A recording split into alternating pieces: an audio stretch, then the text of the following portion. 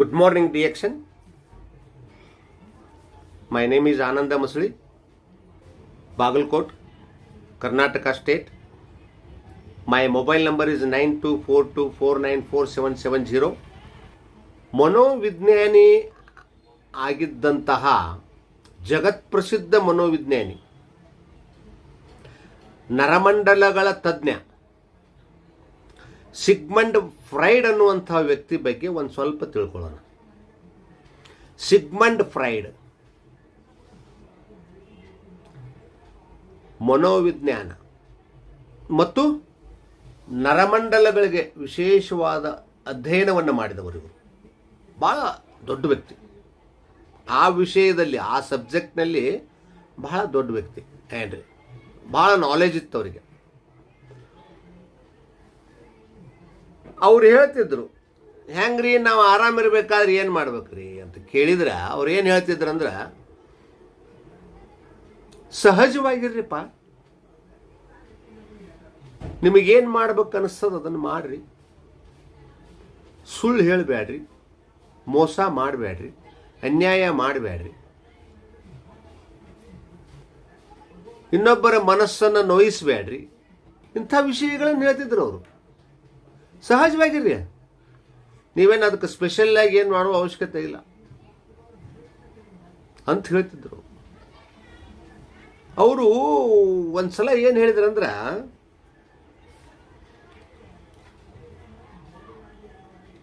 ನಮ್ಮ ತಪ್ಪುಗಳನ್ನು ದೇವರು ಕ್ಷಮಿಸಬಹುದು, ಆದರೆ ನಮ್ಮ ನರಮಂಡಲ ಕ್ಷಮಿಸಲಾರದು ಅಂತ ಹೇಳಿದರು ಅವರು. ಎಂಥ ಮಾತು ಹೇಳಿದ್ರು ನೋಡ್ರಿ. ನಾನು ಮನೋವಿಜ್ಞಾನದಲ್ಲಿ ಅಧ್ಯಯನ ಮಾಡಿದವ ಅಲ್ಲ, ಅಥವಾ ಕಾಲೇಜ್ಗೆ ಹೋಗಿ ಅದನ್ನು ಕಲ್ತವಲ್ಲ.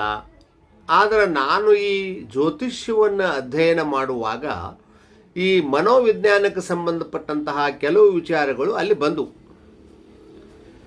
ಜೊತೆಗೆ ಈ ಸಿಗ್ಮಂಡ್ ಫ್ರೈಡ್ ಅವರ ಕೆಲವು ಗ್ರಂಥಗಳು ಸಿಕ್ಕು ನನಗೆ ಅಧ್ಯಯನ ಮಾಡಲಿಕ್ಕೆ. ಕೆಲವು ಇಂಗ್ಲೀಷ್ನಾಗಿದ್ದು, ಕೆಲವು ಕನ್ನಡದಾಗೂ ಸಿಕ್ಕಿದ್ದು. ನನಗೆ ಬಹಳ ಇಂಟ್ರೆಸ್ಟಿಂಗ್ ಸಬ್ಜೆಕ್ಟು ಮನೋವಿಜ್ಞಾನ. ಮತ್ತು ನಾನು ಜ್ಯೋತಿಷ್ಯವನ್ನು 93ರಲ್ಲಿ ಅಧ್ಯಯನ ಮಾಡಲಿಕ್ಕೆ ಆರಂಭ ಮಾಡಿದ ಮೇಲೆ ಸ್ವಲ್ಪ ಅದರೊಳಗೆ ನನಗೆ ನಾಲೆಜ್ ಜಾಸ್ತಿ ಆದಂಗೆ ಸ್ವತಃ ನನ್ನ ಜಾತಕವನ್ನು, ನನ್ನ ಕುಂಡಲಿಯನ್ನು ಅಧ್ಯಯನ ಮಾಡಿದಾಗ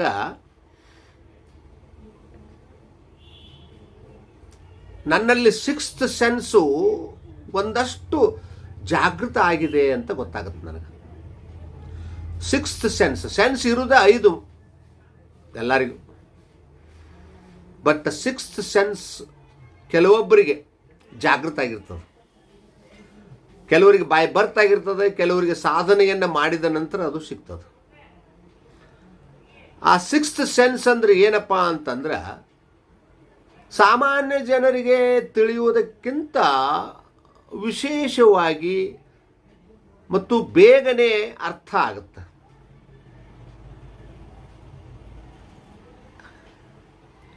ಈ ಮನೋವಿಜ್ಞಾನ ಅನ್ನುವಂಥದ್ದು ಏನೈತೆ ನೋಡ್ರಿ, ಭಾಳ ಇಂಟ್ರೆಸ್ಟಿಂಗ್ ಸಬ್ಜೆಕ್ಟ್ ಇದು. ನೋಡ್ರಿ, ಸಿಗ್ಮಂಡ್ ಫ್ರೈಡ್ ಅವ್ರು ಹೆಂಗೆ ಹೇಳ್ಯಾರ ಮಾತು, ಎಂಥ ಅದ್ಭುತವಾದ ಮಾತು. ಆ ಮಾತನ್ನು ನಾನು ನಮ್ಮ ಮನೆಯೊಳಗೆ ಸ್ಪೆಷಲ್ಲಾಗಿ ಅದೇನು ಕಟ್ಟಿಂಗ್ ಮಾಡಿ ಇದು ಮಾಡಿ ಅಕ್ಷರಗಳನ್ನು ಗಾಡಿ ಮೇಲೆ ಕುಡಿಸ್ತಾರೆ ನೋಡ್ರಿ, ಗಾಡಿಗೆ ಹಚ್ತಾರಲ್ಲ, ಅಂಥ ಕಟಿಂಗ್ಸ್ ಮಾಡಿ ಹಚ್ಚಿಸಿ ನಾನು. ಏನದು? ಸಿಗ್ಮಂಡ್ ಫ್ರೈಡ್ ಅವ್ರು ಹೇಳಿದ ಒಂದು ಅದ್ಭುತವಾದಂಥ ಮಾತು ಏನಪ್ಪ ಅಂದ್ರೆ, ನಮ್ಮ ತಪ್ಪುಗಳನ್ನು, ನಮ್ಮ ಮೋಸ, ವಂಚನೆ, ಅನ್ಯಾಯ, ಅತ್ಯಾಚಾರ, ವಂಚನೆಗಳನ್ನು ದೇವರು ಕ್ಷಮಿಸಬಹುದು, ಆದರೆ ನಮ್ಮ ನರಮಂಡಲ ಕ್ಷಮಿಸಲಾರದು. ಅಂದರೆ ನಾವೇನಾದರೂ ತಪ್ಪು ಮಾಡಿದರೆ ಅದಕ್ಕೆ ಅತ್ಯಂತ ಅನಿವಾರ್ಯವಾಗಿ ನಾವು ಶಿಕ್ಷೆಯನ್ನು ಅನುಭವಿಸಿಯೇ ತೀರುತ್ತೇವೆ. ಇದು ಮನೋವಿಜ್ಞಾನಕ್ಕೆ ಸಂಬಂಧಪಟ್ಟಂಥ ವಿಷಯ. ಮೊನ್ನೆ ಒಂದು ದಿವಸ ನಾವು ಒಂದು ವಿಡಿಯೋದೊಳಗೆ ಹೇಳಿದ್ದು ನೋಡ್ರಿ, ಬಿಜಾಪುರದೊಳಗೆ ಒಬ್ಬರು ವಕೀಲರಿದ್ದರು, ಭಾಳ ಶಾಣೆ ವಕೀಲರಿದ್ದರು. ಕೊಲೆ ಮಾಡಿ ಬಂದವ್ರನ್ನ ಕೊಲೆ ಮಾಡಿಲ್ಲ ಅಂತ ಪ್ರೂವ್ ಮಾಡುವಷ್ಟು ಶಕ್ತಿ ಇತ್ತು ಅವರಿಗೆ. ಭಾಳ ಬುದ್ಧಿವಂತರು. ಆದರೆ ಕೊನೆಗೆ ಮುಪ್ಪಿನ ಕಾಲಕ್ಕೆ ಅವರಿಗೆ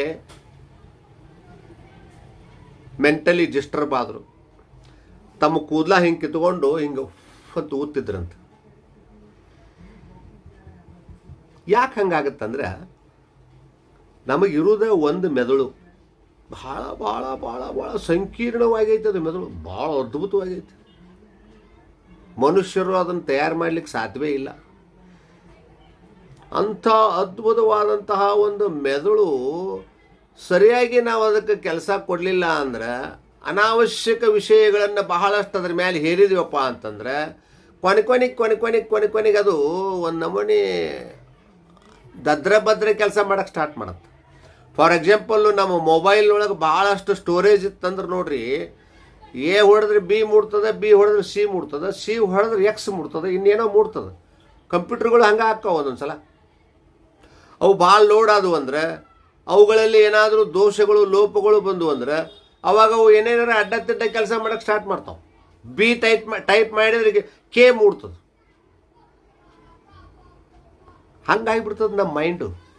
ನಮ್ಮ ಮೆದುಳು ಕೂಡ ಆರೋಗ್ಯವಾಗಿರ್ಬೇಕಪ್ಪ ಅಂದ್ರೆ ನಾವು ಒಳ್ಳೆಯ ಕೆಲಸಗಳನ್ನು ಮಾಡಬೇಕು, ಒಳ್ಳೆಯ ವಿಚಾರಗಳನ್ನು ಮಾಡಬೇಕು, ಸದಾಲೋಚನೆ ಇರಬೇಕು, ಪರೋಪಕಾರಿಯಾಗಿರಬೇಕು, ಪಾವಿತ್ರವಾಗಿರಬೇಕು, ಪರಿಶುದ್ಧವಾಗಿರಬೇಕು.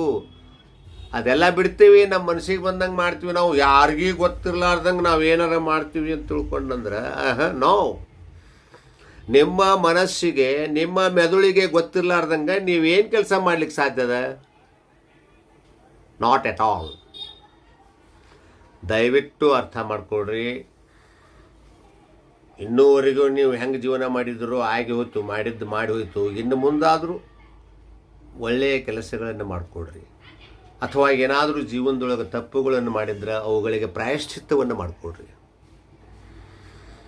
ಸರಿ ದಾರಿಗೆ ಬರಬೇಕು. ನಾವು ಸರಿ ದಾರಿಯಿಂದನೇ ನಾವು ಹೋಗಬೇಕು, ಬೇರೆ ಹಾದಿಲ್ಲ. ಅಡ್ಡ ಹಾದಿ ಒಳಗೆ ಹೋದ್ರೂ ಸುಖ ಸಿಗಕ್ಕೆ ಸಾಧ್ಯವಿಲ್ಲ. ಮನಸ್ಸು ಅನ್ನೋದು ಭಾಳ ಭಾಳ ಭಾಳ ವಂಡರ್ಫುಲ್ ಐತೆ. ಅದಕ್ಕೆ ನಾವು ಈ ಮನಸ್ಸಿನ ಆರೋಗ್ಯವನ್ನು ಸರಿ ಇಟ್ಕೋಬೇಕು. ಇದು ಸರಿ ಇರಬೇಕಪ್ಪ ಅಂದ್ರೆ ಸರಿಯಾದ ಕೆಲಸವನ್ನು ಮಾಡಬೇಕು. ನಮ್ಮ ಸಿಗ್ಮಂಡ್ ಫ್ರೈಡ್ ಅವರು ಅದನ್ನೇ ಹೇಳೋದು. ನೀವೇನು ದೊಡ್ಡ ಸಾಧನೆ ಮಾಡಬೇಕಾಗಿಲ್ಲ, ನೀವು ಭಾರಿ ಭಾರಿ ಭಾರಿ ಭಾರಿ ಏನು ಮಾಡಬೇಕಾಗಿಲ್ಲ, ಸಹಜವಾಗಿರ್ರಿ. ನಮ್ಮ ಜಿದ್ದು ಕೃಷ್ಣಮೂರ್ತಿಯವರಾದರೂ ಕೂಡ ಇದನ್ನೇ ಹೇಳ್ತಿದ್ರು. ಮಹಾನ್ ಚಿಂತಕರು ಜಿದ್ದು ಕೃಷ್ಣಮೂರ್ತಿ ಅವರು ಕೂಡ ಇದನ್ನೇ ಹೇಳೋದು. ನಿಮಗೆ ಯಾವುದೇ ಒಂದು ಗುಡಿಗೆ ಹೋದ್ರೆ, ಅಥವಾ ಯಾವುದೇ ಒಂದು ಮಸೀದಿಗೆ ಹೋದ್ರೆ, ಅಥವಾ ಯಾವುದೇ ಒಂದು ಚರ್ಚ್ಗೆ ಹೋದ್ರೆ, ಅಥವಾ ಯಾವುದೇ ಒಂದು ಮಠಕ್ಕೆ ಹೋದ್ರೆ ಅವ್ರು ಯಾರೂ ನಿಮಗೆ ಮೋಕ್ಷವನ್ನು ಕೊಡಿಸಲಾರರು ಅಂತ ಹೇಳ್ತಿದ್ರು ಅವರು, ಜಿದ್ದು ಕೃಷ್ಣಮೂರ್ತಿಯವರು. ಅವ್ರು ಯಾರೂ ನಿಮಗೆ ಮೋಕ್ಷವನ್ನು ಕೊಡಿಸಲಾರರು. ನಿಮ್ಮ ಮೋಕ್ಷವನ್ನು ನೀವೇ ಪಡಿಬೇಕು. ಆಂತರಿಕ ಬಿಡುಗಡೆ ಹಾಗೂ ಬಾಹ್ಯ ಬಿಡುಗಡೆ ಅಂತ ಒಂದು ಅದ್ಭುತವಾದ ಗ್ರಂಥವನ್ನು ಜಿದ್ದು ಕೃಷ್ಣಮೂರ್ತಿಯವರು ಬರೆದಾರೆ. ಹೆಚ್ಚು ಕಮ್ಮಿ ಅವರು ಕೂಡ ಮನೋವಿಜ್ಞಾನಕ್ಕೆ ಅನುಸರಿಸೇ ಮಾತಾಡ್ತಾರೆ. ಸಿಗ್ಮಂಡ್ ಫ್ರೈಡ್ ಕೂಡ ಅದನ್ನೇ ಹೇಳ್ತಾರೆ. ನಮ್ಮ ದೇಶದೊಳಗೆ ದೊಡ್ಡ ದೊಡ್ಡ ಮನೋವಿಜ್ಞಾನಿಗಳು ಕೂಡ ಸಿಗ್ಮಂಡ್ ಫ್ರೈಡ್ ಅವರನ್ನು ಪೂಜೆ ಮಾಡ್ತಾರೆ. ಅಂಥ ಅದ್ಭುತವಾದಂತಹ ಮನೋವಿಜ್ಞಾನಿ ಸಿಗ್ಮಂಡ್ ಫ್ರೈಡ್. ಈ ಸಿಗ್ಮಂಡ್ ಫ್ರೈಡ್ ಅವ್ರ ಬಗ್ಗೆ ಮುಂದಿನ ದಿನಮಾನಗಳಲ್ಲಿ ಇನ್ನೊಂದಷ್ಟು ಹೆಚ್ಚಿನ ವಿಚಾರಗಳನ್ನು ತಮಗೆ ನಾನು ಹೇಳಲಿಕ್ಕೆ ಇಷ್ಟಪಡ್ತೀನಿ. ದಯವಿಟ್ಟು ಸಬ್ಸ್ಕ್ರೈಬ್ ಆಗ್ರಿ. ನೀವಾಗಿದ್ರಪ್ಪ ಅಂದರೆ ಬೇರೆದವ್ರಿಗೆ ಸಬ್ಸ್ಕ್ರೈಬ್ ಆಗಂತ ಹೇಳ್ರಿ. ಆಮೇಲೆ ನಮಗೆ ಸಪೋರ್ಟ್ ಮಾಡಿರಿ.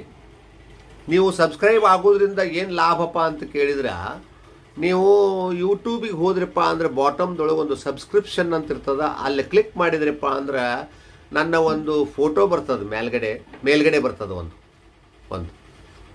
ಆ್ಯಪ್ ಟೈಪ್ ಬರ್ತದೆ. ಅದ್ರ ಮ್ಯಾಗೆ ಕ್ಲಿಕ್ ಮಾಡಿದ್ರಿ ಅಂದ್ರೆ ನನ್ನ ಎಲ್ಲ ವಿಡಿಯೋಗಳು ಬರ್ತಾವೆ ನೋಡ್ರಿ.